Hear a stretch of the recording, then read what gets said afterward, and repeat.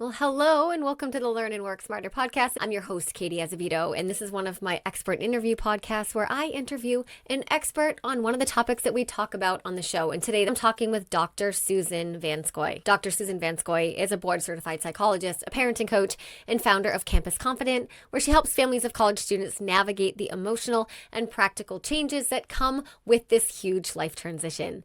With over 25 years of experience working with families, along with her own college parenting experiences, she focuses on practical ways to manage stress, to communicate effectively, and to use support systems well during those funky college years.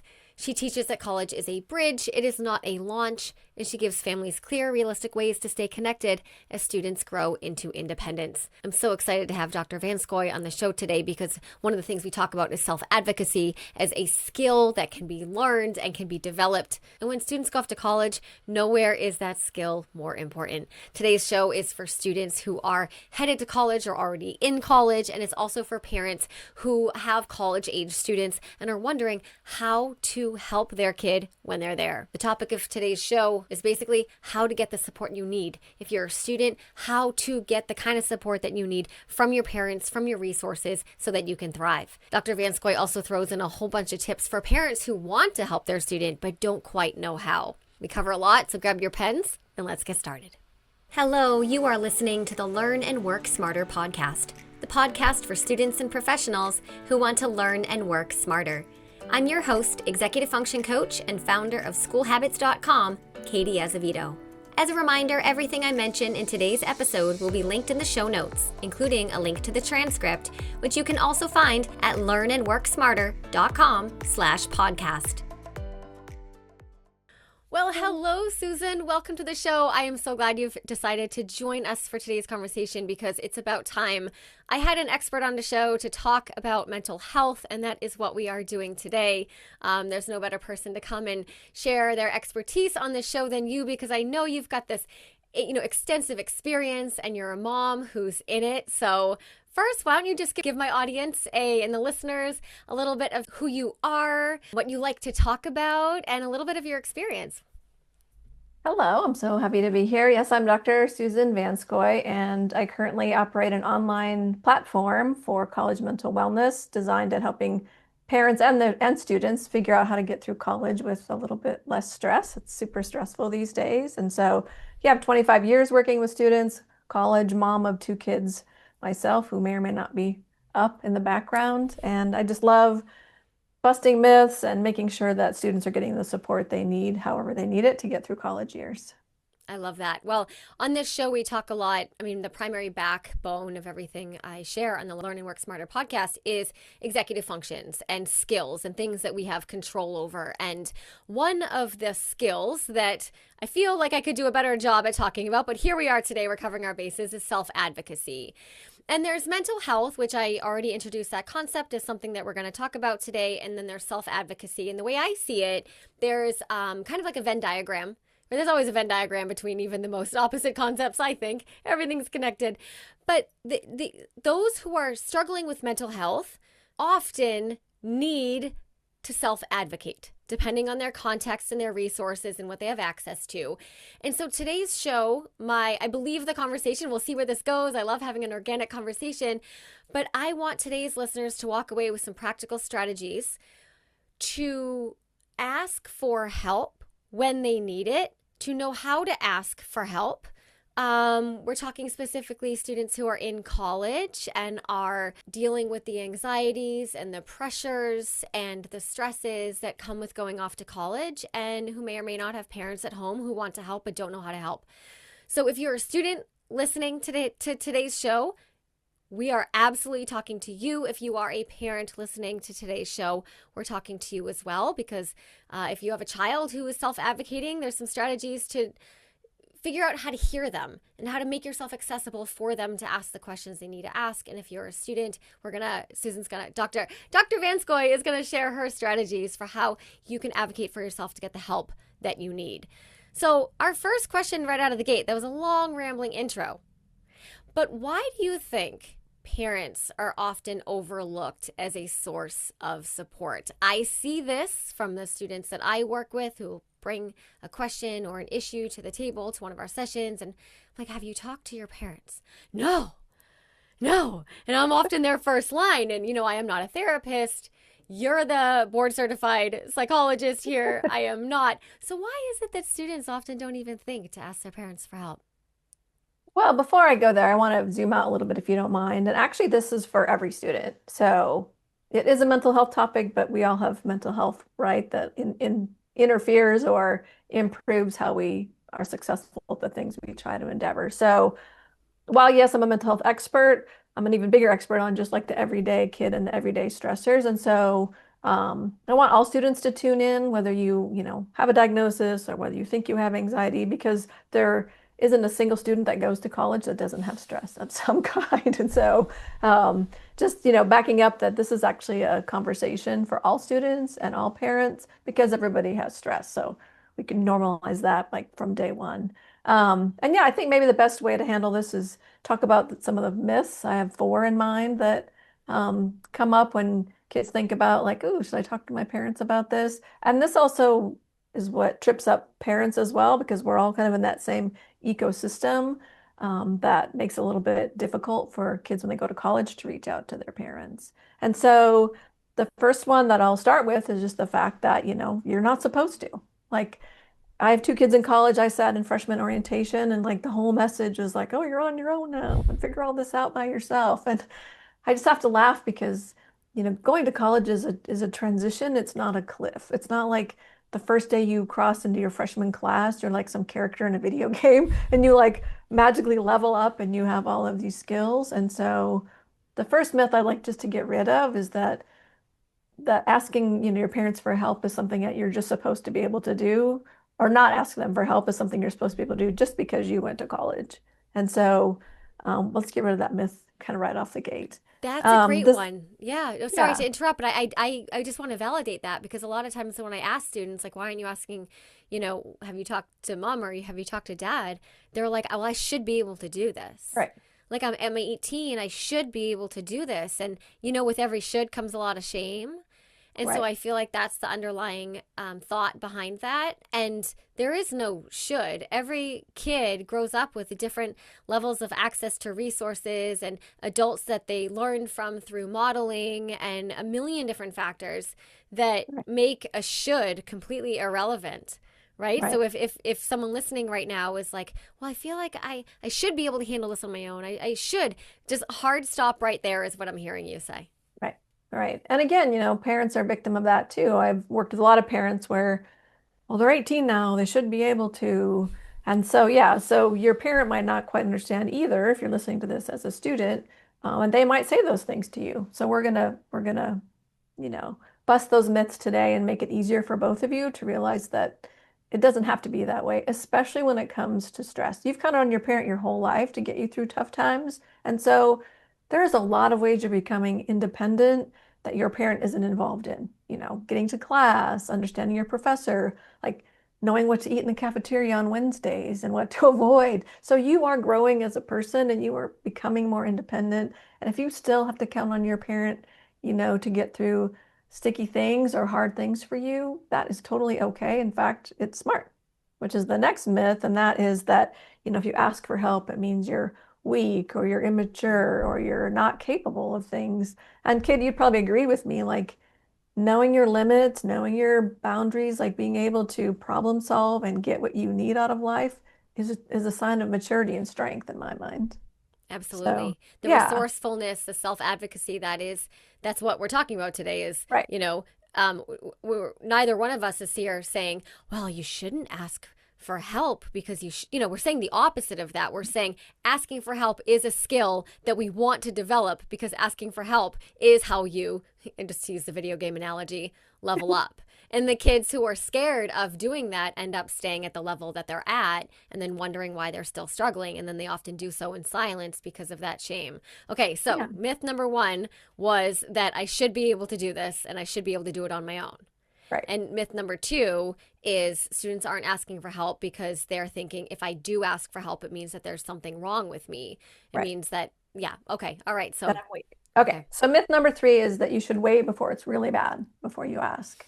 I'm supposed to handle it, like you said before, like, oh, they wait until they're super struggling and maybe they don't ask at all. And so, the a better time to ask is just before you're underwater. And I get that sometimes you can feel underwater like instantly and you didn't know what was happening. So you're having this great week, and then all of a sudden you realize, oh, you're up first for the presentation that you're not quite ready for, or your professor moves their due date. So there are going to be times when you don't really know how fast you're going to go underwater.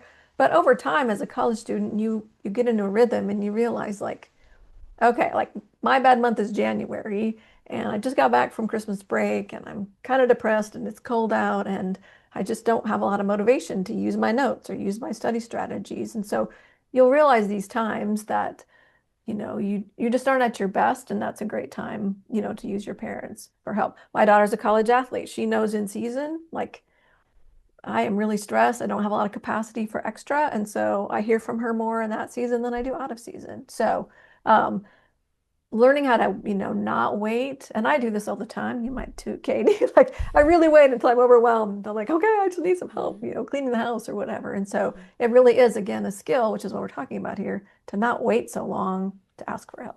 Right, and that ties back to the self-awareness piece, which is like the mega mother executive function of all. So a lot of folks who have ADHD and executive, dysfunction struggle with that self-awareness piece. And so they might not even recognize that their, mouth is already underwater and now it's up to their nose and now they're up to their eyeballs. They might not even be aware enough to know that the early signs happened maybe weeks ago. So I think there's probably, and you'd agree, a strategy here in recognizing what does early signs of overwhelm feel like to me, because that's going to be different to everybody. For me, I'm going to start getting that pit in my stomach. I'm going to start looking around my house saying, oh my God, I need to throw everything away. Everything needs to go in the dumpster. And my family is like, okay, mom's stressed. Like, you know what I mean? And I mean, that might be the quirkiest sign of overwhelm, but that's what mine is. Right. So I think that, part of learning how to self-advocate in the context that we're talking about is like, when do you start getting like itchy and antsy and edgy? And catch that early on. So a scale of 1 to 10, when you hit Right. around a 3, I would, right? Maybe somewhere you Right. might have a different number scale, but I'm thinking around a 3, you want to start going, okay, I got to use my strategies. I got to call mom. Yeah. Mine is cleaning the pantry. If my husband comes Right. home, my pantry's clean, he's like, okay, what's going on?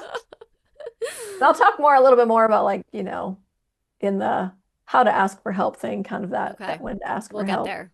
And if you don't mind, like I'd like to again like zoom out just a little bit because I don't know, I have really high achieving kids and I was that kid. And if I'm listening to this, I might be like, oh great, now that's one more thing I gotta master, like figuring out how to or when I should ask for help.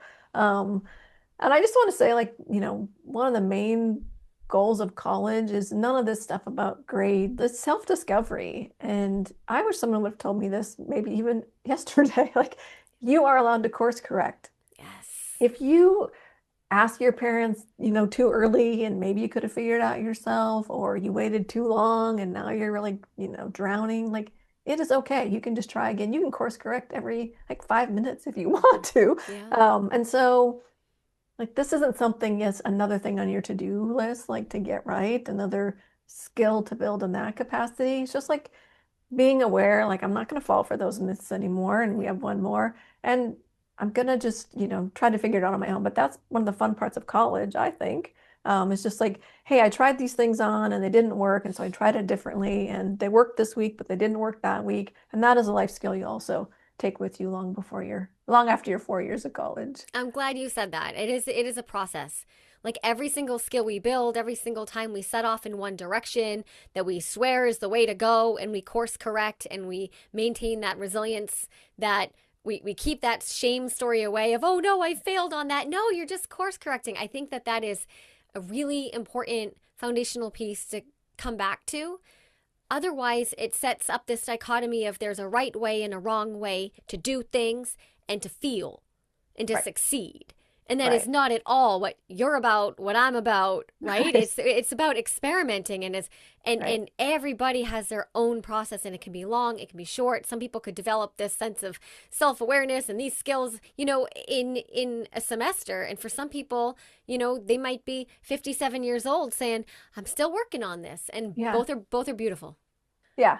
Yeah, and hopefully again, your audience is here and they're invested in learning and how to learn smarter and how to, do the things that they really care about better. And so this just falls into that Yeah, category, like just giving yourself permission to, it's not even messing up because you're just trying it on and seeing if it fits or not. indeed. So, All all right, number four, right. let's hear it. Number four is that good parents should automatically know what you need. Now, this might Hmm. be, for your younger audience, your high school students, maybe starting freshman year. But we both know, like, 5 minutes into college, you realize your parents are not going to know what you need. Um, and, I just say that to help, students reflect on the fact, like, both of you are recalibrating. Neither one of you have been here before. And even if you got through freshman year, neither one have been in sophomore year before. And there's new challenges. I have a just finished freshman year and just finished junior year. So I kind of have the whole spectrum of experience except for the graduation personally. But I've worked with a lot of kids and like every year brings something different. It happened to be for my oldest that like junior year was just like junior year in high school. It was really hard. Hmm. She's kind of bumping up against, she's a French major, like bumping up against really hard classes and it's taking a hit on her self-esteem because she's used to being really good in those classes. And so there's just different stressors all the time. So your parents are not going to know, automatically how to get it right, how to help you. They don't have the visual context. They can't tell from a text really how upset you are. They don't know that you just downed, 4 bowls of Lucky Charms like you did at home when you were stressed, or you just cleaned the pantry. And so, um, just understanding that you're going to have clear communication with them about what you need to be helped through these rough spots, more so than you did when you were living under their roof. And also, I would even argue, even if you live at home and go to Hmm. college, like there's still just a lot of things that you're certainly keeping private. Maybe you're keeping different hours, and it just requires a lot of clear communication. So, follow-up question to that. We say we just need clear communication, but I know that for a lot of folks, including those who listen to this show, that's the barrier right there. We've got folks who are like, okay, I buy into this. I understand when I start to struggle, I need to ask for help. And I do have a supportive network, but I don't know how to communicate what I need either because they're not sure how to actually articulate that, or Right. they're not sure, like, how much do I share? What is okay to tell my parents? How do I tell them I need help without giving them the details where I feel like I might get in trouble? Right. Um, right? So how do Yeah. what are some strategies for a kid who's like, I don't even know how to communicate what I need. And I wouldn't expect you to, because honestly, your parent has probably made that pretty easy for you so far. Because again, they were getting that visual feedback. They've known Mm, you obviously since you were born, and so they could just read that room a little bit better. So I would not expect, any college student to be super good at that yet. So yeah, let's talk about that. I kind of yeah. like to think of it as three different parts. When to ask, what to ask for, and how to ask. So that last piece is what you're talking about. Let's Okay. back up a little bit and Sure. start to talk about when to ask. Mm, And I touched on this a little bit, but it's very individualized. Like you said before, like you don't know what you're coming to college with in terms of whether that's going to be an asset or a challenge. And so I don't know what you've been through. I don't know your relationship with your parent or what you've already asked for or not asked for, how that's gone, if they've dismissed you, if you've been super independent. And so, the when to ask can just be kind of individualized. But you also touched on it a little bit before, and that is I think kind of having like a bandwidth checker. So what are your personal signs that things are going bad for you? So are you reading the same words, 10 times and nothing is sinking in? Are you doom scrolling? Are you just completely stuck? Do you have these great color-coded systems and things in place, but you look at them and like you just have no capacity to use them? And so maybe when you find yourself like you've moved from like a productive struggle into just complete shutdown, I would say that would be a good time, maybe even a little bit before that, like you said, like a 3 out of 10, to ask your parents to step in a little bit. okay. So that's kind of yeah, like the when. What to ask for, there's emotional support, there's, tactical support, and there's the best kind, which is like, buy me stuff support. That's my favorite too. Yep. Um, so yeah, so the emotional support, I just need to vent. Can you help me calm down with this? This terrible thing happened with my coach or my roommate. And it's just that emotional hug over the phone that you're seeking from your parent. Thinking support would be I have 15 projects due and I've got 2 weeks till I come home for Christmas. Like, can you just help me sort out, what I should do when are you coming? Just more of that logistical stuff.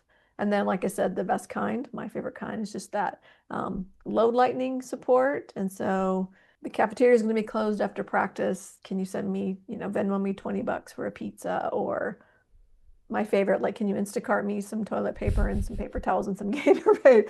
I've had so many students say, like, that first year that you move into an apartment, like, your parents, I can promise you, do not appreciate how difficult that is for you to manage all the stuff of like being on your own, shopping and, making dinner and getting to campus and on top of all your classes and those other things. And so that may be I guess if we were going to start there, that might be the easiest kind of support to ask for Hmm. is, can you send me a care package, with my favorite shampoo and those kinds of things, because that's a concrete way your parents kind of know that you're helping. And usually they know the things to send. Yeah. So It, those are kind of the three areas I think of, like, of the what kind of support to ask for. the middle one, the emotional support there, I had an experience the other day with my daughter. So she's in high school and she came home and she had a hard day. And it was just this. She saw me sitting in the kitchen and it was this big download. And it was not even, I mean, there were some words in there, but it was mostly tears and it was, ah. And so I sat there and I was trying to understand and I could put a couple words together. And then I'm like very like, let's problem solve. And this was my bad and I'm learning too. And I immediately jumped into like, well, let's fix this. Right. I'm like, okay, so here's the strategy, here's the strategy. And I am so proud of her. She said, stop. I don't need a solution. I just need you to hear me out. She's 15. And the fact that she lit, and I'm not making that up. I'm like, those are her actual words. She's like, stop. I don't need a solution. I just need you to hear me out. And I was like, oh, that is amazing. Like, I was just so proud in that moment, just that she could articulate that. And that was in the safety of her own home, in her kitchen Right, where she lives.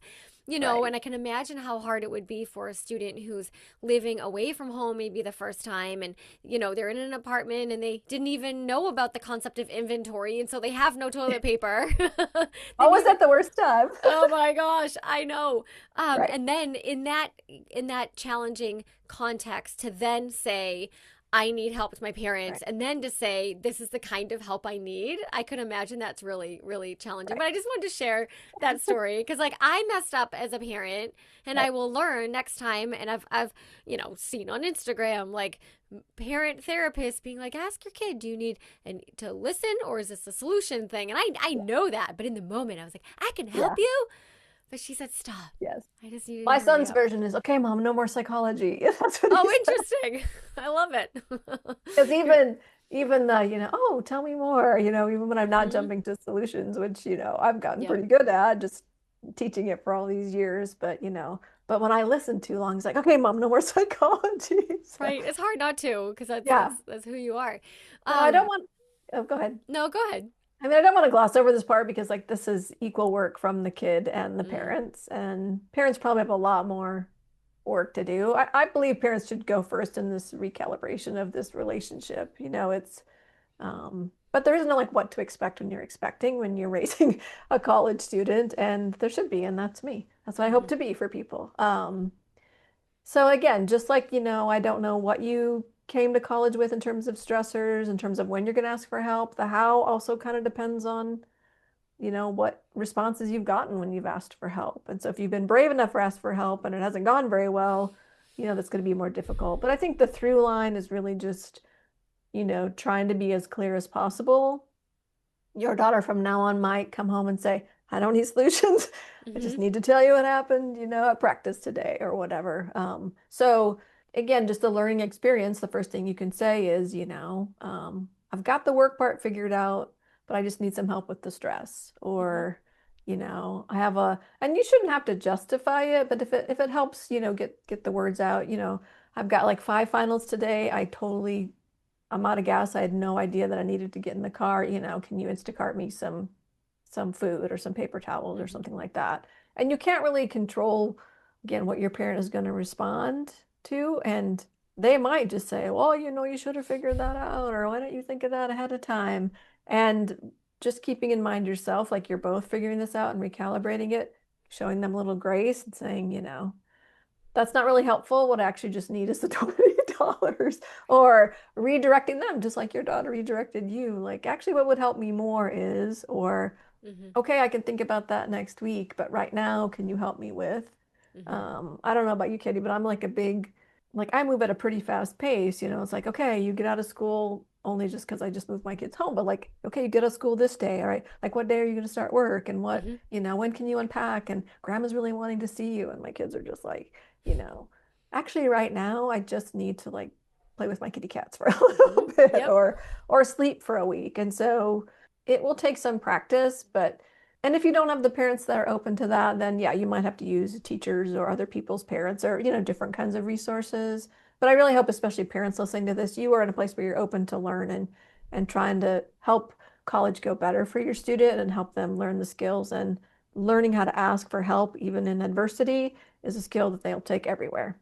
I think Um, that's so valuable. You yeah, mentioned earlier that, and a couple times now, that parents, when they have a student, when their kid is living with them in the home, like in a younger grade, they can see all the visual cues as to, okay, they're, eating 4 bowls of fruity pebbles. They are, throwing everything away in the house. They're, the telltale signs of a student approaching overwhelm. And you don't have those visual cues in right, college, but I would imagine there's still some kind of cues or signs that a parent, maybe they can level up their perception a little bit, right, like, well, these text messages are more infrequent.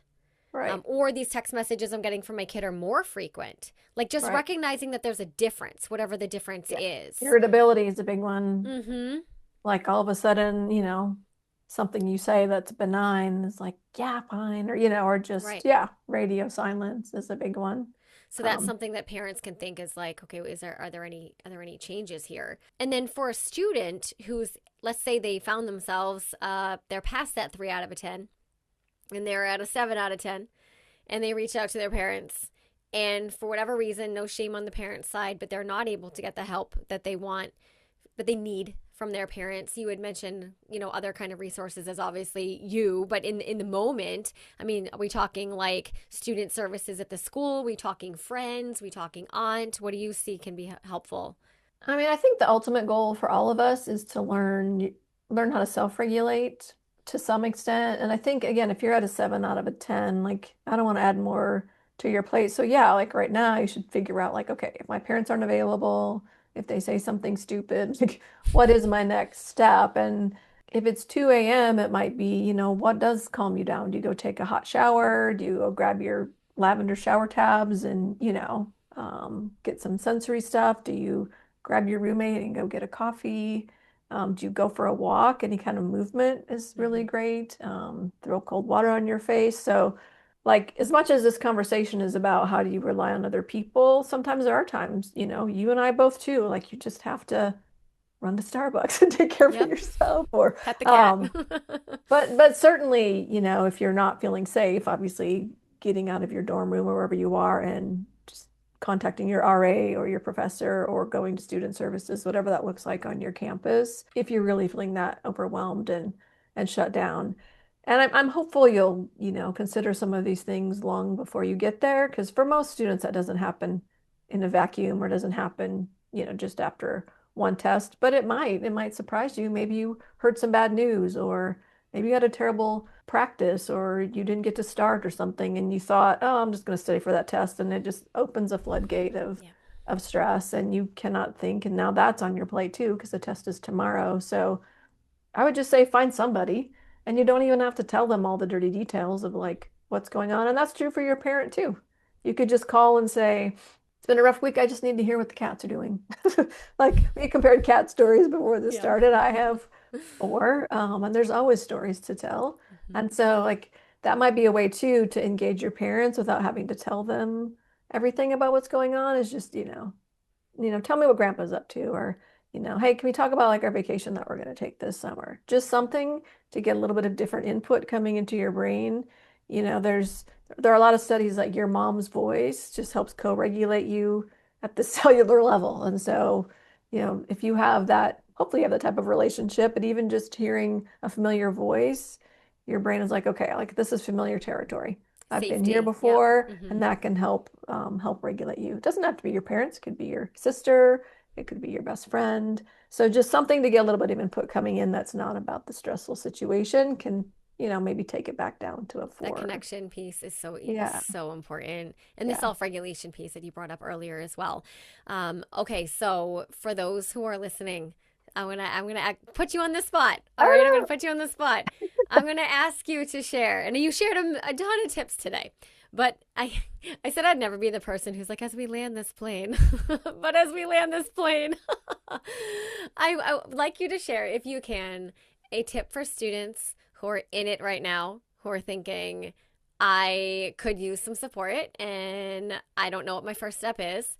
And then a tip as well for parents who are like, I know my kid needs support and they're not asking me. And I know they're out of sync, they're out of whack, but they're not asking me and I don't know how to help them. Can you offer one tip for each? Putting you on the spot.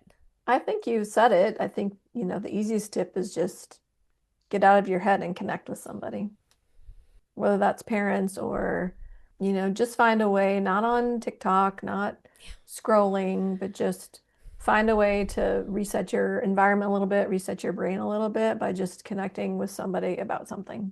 Because what do they say? Like a worry shared is a worry halved, and again, you don't have to even share the dirty details of how hard the assignment is or anything, but I would say just, as a first step, just find someone to connect to and maybe a little bit broader. I mean, I'm all about, being proactive. Like have your little cheat sheet on your phone or just have a game plan for like, okay, I've got through freshman year. Was stressful. I don't want it to feel like that sophomore year. So like, who are my go-to people going to be?